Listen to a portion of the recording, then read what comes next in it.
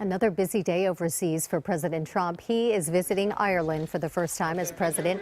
Mr. Trump is meeting with the Irish Prime Minister at an airport, and reporters were there asking them about North Korea and concerns about Chinese tech giant Huawei. The president also will visit his golf resort in the village of Dunbeg.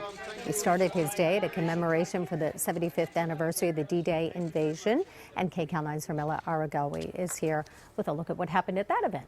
Sandy, I have to say it was absolutely spectacular, and it was also very touching as we hear from veterans who were there remember that day. President Trump commemorated the 75th anniversary of D-Day with a stop at the British Navy base where the assault on Normandy was launched. It is the first of two D-Day events the president is attending this week.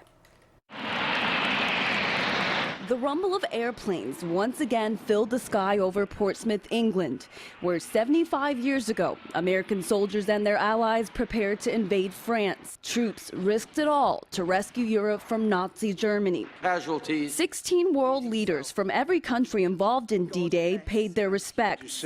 President Trump recited the prayer Franklin Delano Roosevelt gave as troops hit the beaches of Normandy. They will need thy blessings, for the enemy is strong.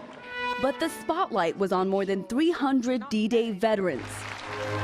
For many of the greatest generation, memories of that fateful day are still raw. I was terrified. I think everyone was. You don't show it, but it's there. I look back on it as a big part of my life.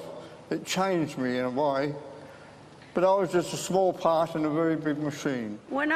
Queen Elizabeth, who served as a mechanic and truck driver during World War II, thanked the veterans. But the wartime generation, my generation, is resilient, and I'm delighted to be with you in Portsmouth today. The solemn ceremony capped off President Trump's three-day state visit to the United Kingdom as a guest of Britain's royal family. This Meghan Markle business. On British TV, the president tried to clear up any insults he may have made about his royal hosts. Do you think Meghan Markle's nasty or not? No, I didn't know that she said anything bad about me. It sounds like she did, and that's okay. I mean, hey, join the crowd, right? Prince Harry's wife, Meghan, called Trump divisive and a misogynist during the 2016 campaign. I wasn't referring to her. She's nasty. I said she was nasty about me.